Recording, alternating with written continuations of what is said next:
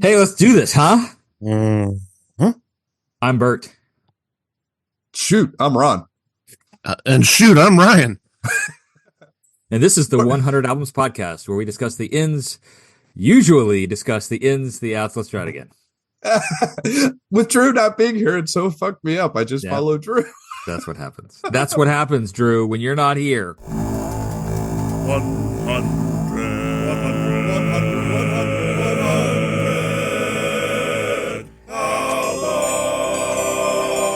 I'm Bert. I'm Ron. I'm Drew. No, wait, I'm Ryan. And this is the 100 Albums Podcast, where we usually discuss the ins, the outs, and the absurdities of a poster depicting 100 seemingly random albums. But today is something a little different. It's another Between the Episodes episode, where we're going to talk a little bit about what we're listening to right now. Who wants to go first? We are. The poster wants to go first, but it can't today. That's right. We have usurped the poster.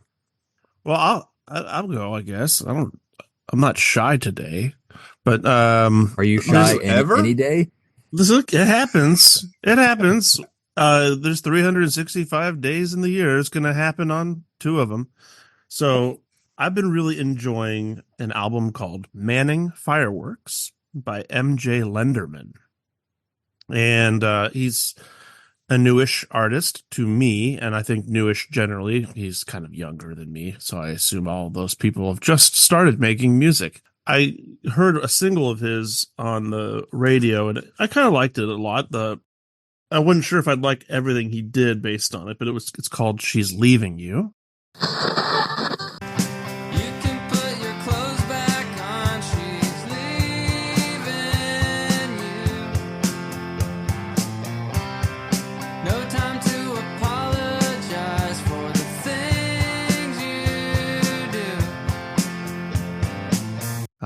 Really catchy tune. And then I kind of did a reverse of what I normally do. You guys know I like to dig into an album right away.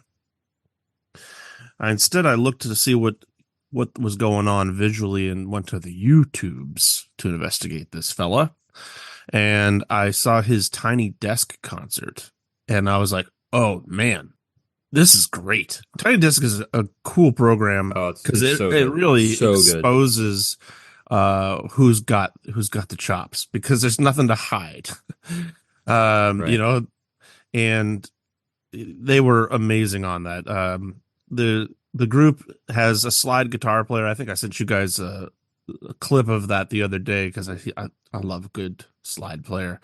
Yeah. The songwriting is really interesting. It's kind of I don't know how to say it. It's the lyrics don't care what's happening around them in terms of time. So, the time of the music is going to keep on ticking, and the musical phrase with the lyrics only takes up a fraction of that. That's all it takes up. I'm not trying to force anything into a melodic box that way, which I think is pretty interesting. Other highlights on the album to me, I think Wristwatch is a phenomenal song. Joker Lips is a phenomenal song. I don't know. It was enough that I had to end up, of course, buying the record, and I highly recommend checking out Manning Fireworks by MJ Lenderman. And if you don't believe me, watch the Tiny Desk first. I love Tiny Desk stuff. It's so good. My album that I've been listening to this week has not been on the Tiny Desk, although I would love to see that. This week, I've been listening to Pantera's Cowboys from Hell. That would be interesting at Tiny Desk for sure. I know, right? And if we had a reanimator, it would be even better. Well, yeah. But I've been all over the soundscape this week. Pantera has been one of those ones that has just come back, and that's been my morning album this week. Is just waking up, got to get going, got to get shit done, get to work and whatnot. So Primal Concrete Sledge, love that song.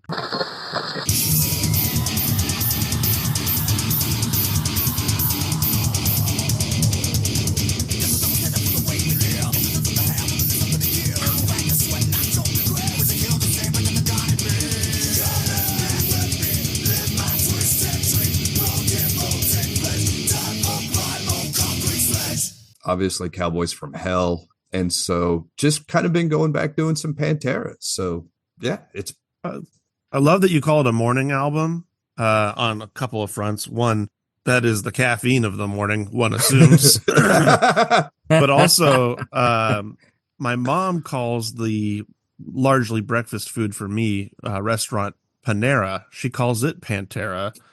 And so, oh God.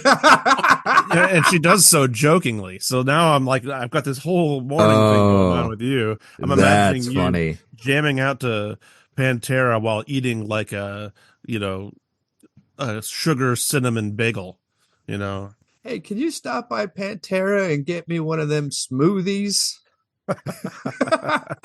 Pantera. That's awesome. My goodness. So going through my listens this week, there's a couple of things that I'll mention in passing. Redman's new album, Muddy Waters 2, is really, really good. I've been listening to a lot of Mr. Scruff. Ninja Tuna is the name of the album.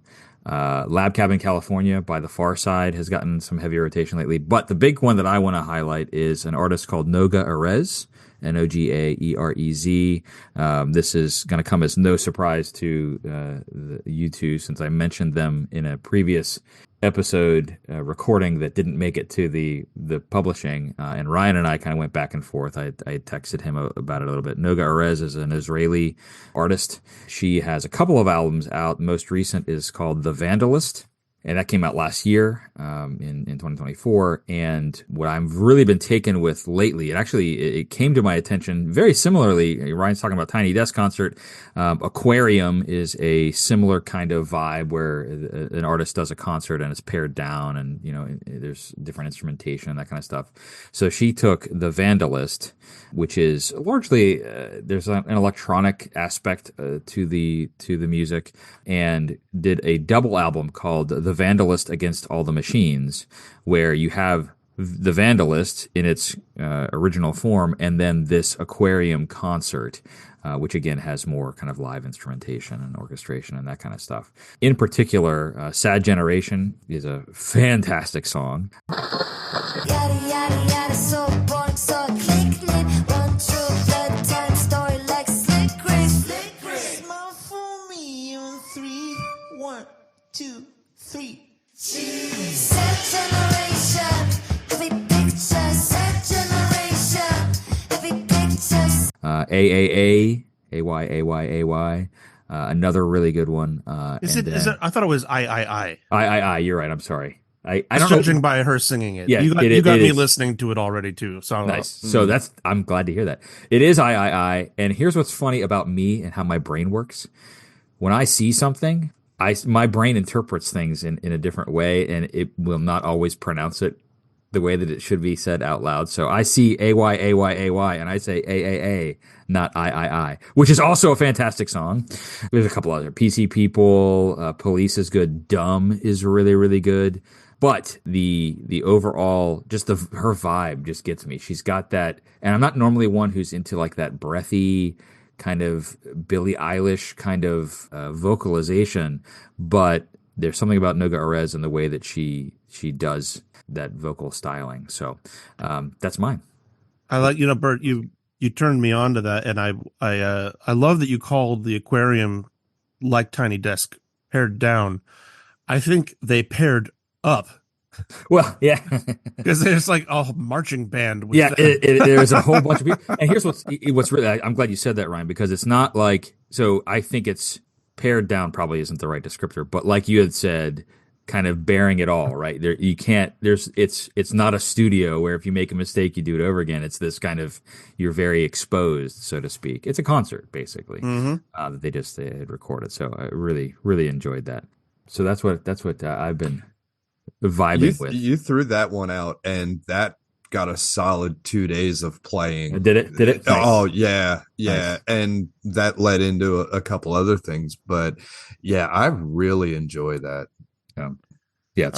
We also recently, finally, I should say, because it's been out for a while, but we finally picked up GNX, the new Kendrick album. Nice. And it's been getting a lot of airplay at the house as well.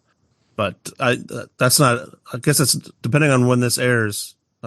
It's still not new. I mean, it's been out for a while. Yeah. So Yeah. I'm just catching up, folks. I'm catching up. Okay. Dude, you want to talk about catching up? I threw the Isley Brothers on the other day and realized that for years I've been missing out on how good of a guitar player their guitar player is. Yeah. Oh my God. Like I forget the name of the album I got, but I threw it on and I was like, holy shit, this side A is wonderful. And I wore that out quite a bit this week too. And listeners, we often throughout the week will ask each other to maybe like randomly pick an album from our collection to listen to. We stay in touch, not just while we're podding, but Ron the other day pulled one out of my collection randomly, which was quite a treat for me, and I was not expecting it. Neil Diamond, and I put it on, and it hit my mood in a way that I was not expecting. It was only the stuff from the early years, and I assume it was a compilation. I don't even know how it got into my house. I was just going to say, isn't that the one that you said you didn't even know you had? Well, there are many, probably.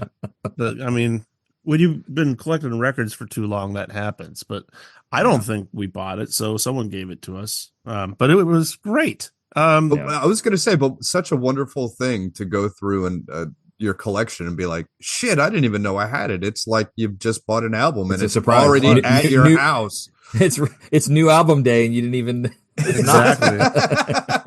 Memory loss is real, folks. Yeah, right. Yeah, right. Well, hey, go and check out MJ Lenderman's Manning Fireworks, The Vandalist by Noga Erez, and Cowboys from Hell by Pantera, and let us know what you think. 100 albums at bertislow.com. That's 100 albums at bertislo.com.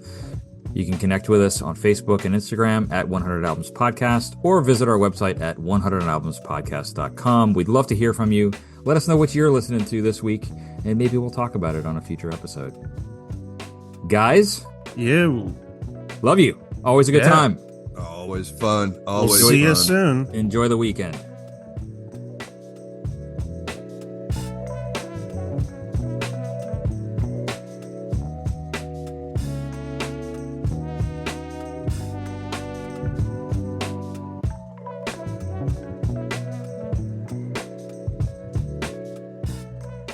I always like the if you were a professional baseball player, what would your walk-up song be? Dude, my cousin and I had that discussion with boxing and came up with Ralph Stanley's "Oh Death" from "Oh Brother Where Art Thou" would be the best song for a boxer to come out to. I think Benny Hill. It's an awesome song, but I feel like it's kind of slow. Like you want something that's got Benny Hill. Yakety sax. Yeah, because it would totally disarm your opponent. Yeah, right. They'd be like, what the hell is this?